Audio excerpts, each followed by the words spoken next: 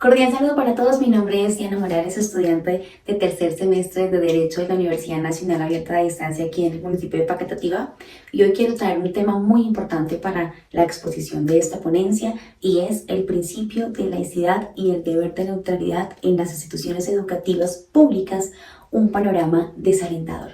Y es que queremos hablar y demostrar que a pesar de que van 30 años de la aplicación de la Constitución de 1991, donde se garantiza la libertad de cultos en su artículo 19, hoy todavía existe vulneración del derecho, no solamente desde las comunidades educativas, sino incluso de los mismos jueces de la República en los municipios, donde se desconoce la materialización y el fundamento de este derecho tan importante.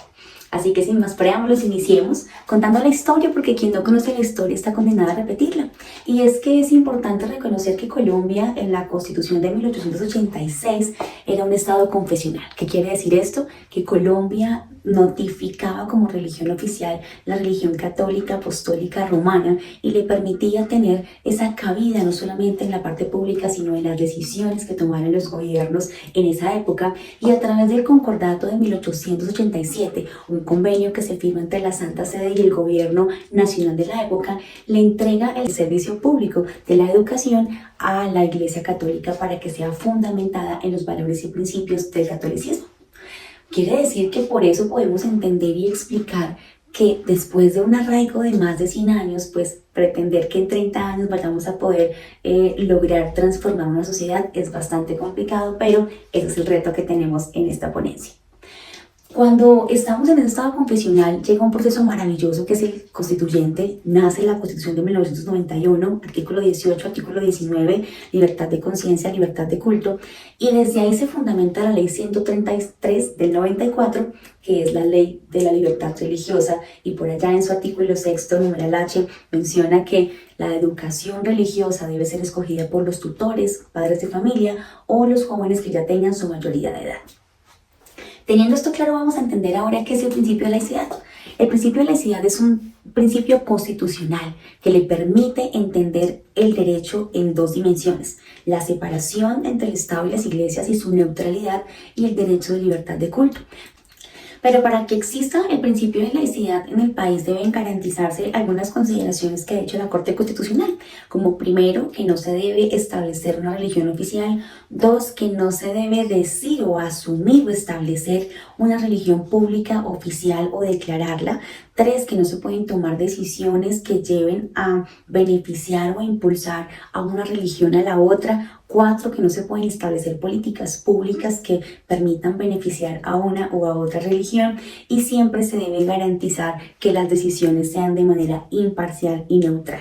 Y de ahí se desprende el deber de neutralidad, y es que no se pueden generar ni acciones ni favorecimientos. Es así que esa aplicación del ámbito público se ve reflejado en las instituciones educativas municipales. Y la ley 115 del 94 establece que la educación religiosa es una materia obligatoria en nuestro país. ¿Por qué es obligatoria? Porque es que desde la educación religiosa se gestan los valores, los principios, el dominio de lo que significa el reconocimiento de la religión como parte fundamental y la dimensión de la espiritualidad de cualquier persona. Pero el decreto reglamentario de educación a nivel nacional establece que no puede ser obligatoria su toma, que una persona también puede decir no quiero tomar la educación religiosa, y que eso debe estar garantizado en los proyectos educativos institucionales de las instituciones públicas de nuestro país. Quiere decir que deben generar un tipo de estructura académica que le permita plantear a los docentes en estas prácticas de la educación religiosa temas que no tengan que ver con doctrina. En estas clases no se deben orar, en estas clases no se deben impartir ritos o credos o lecturas de libros que de pronto vayan influenciando a una religión o a la otra, y que las instituciones educativas públicas no pueden ni tienen por qué estar promoviendo eventos, y mucho menos que sean obligatorios. Entonces es fundamental entender que lo que se busca con esta ponencia es demostrar que hoy día aún existe vulneración de este derecho. tenemos instituciones públicas educativas que están promoviendo eventos de tipo religioso que están beneficiando a una religión, y no solamente con eso generan obligatoriedad a los estudiantes y a los docentes para participar de estos actos religiosos, desconociendo que como instituciones públicas también deben tener esa capacidad de neutralidad, de que no pueden obligar, y de que así como brindan espacio para una religión, también tienen que hacerlo brindando espacios para otro tipo de religiones, y deben generar, tanto para sus docentes como para sus estudiantes, estudios paralelos a los que no asisten a estos actos religiosos, y eso debe estar en los proyectos educativos institucionales. Por eso nosotros queremos hoy exponer, y bajo un lineamiento del Ministerio de Educación ya se ha planteado que se debe reformar estos proyectos educativos institucionales que garanticen que la educación religiosa vaya centrada en 5 aspectos fundamentales. 1, lo que significa el sector religioso. 2, el aporte social en valores y principios que realiza el sector religioso. Políticas públicas de libertad religiosa. ¿Qué son las organizaciones basadas en la fe? ¿Qué significa tener el hecho religioso a través de la historia de las religiones en Colombia, y que esto nos permita generar una imparcialidad en la educación?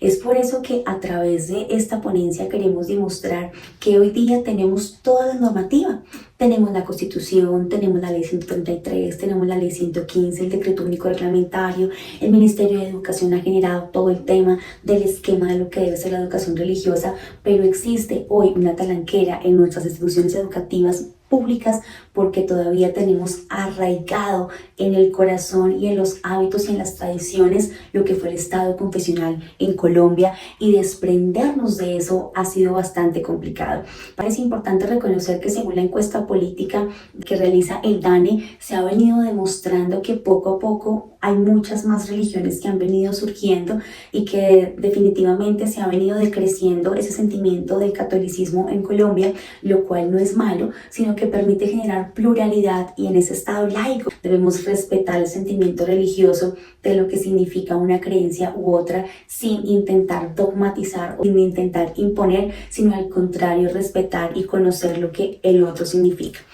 Esperamos que hayamos sido de pronto un poco claros en entender que toda la parte documental y normativa está en Colombia para la garantía del derecho, pero se convierte en un panorama desalentador cuando quienes tienen la obligación de aterrizar estos documentos a sus instituciones educativas públicas no lo hacen, y es la comunidad educativa, rectores, docentes, padres de familia. Y por eso, para finalizar, quiero establecer 3 retos para que esto se logre. 1, el reto fundamental es la alfabetización, de entender que la libertad religiosa no tiene que ver nada con cultos ni con oraciones, sino la garantía del derecho fundamental de respetar al que cree, no cree o al que deja de creer. 2, generar políticas públicas de libertad religiosa en los territorios que generen esa amplitud de comités de libertad religiosa que defiendan el hecho religioso. Y 3, un diálogo multitemático interreligioso que permita llegar a las instituciones educativas municipales y poder reformular estos planes educativos que le permitan a los niños y a las niñas de nuestro país tener un derecho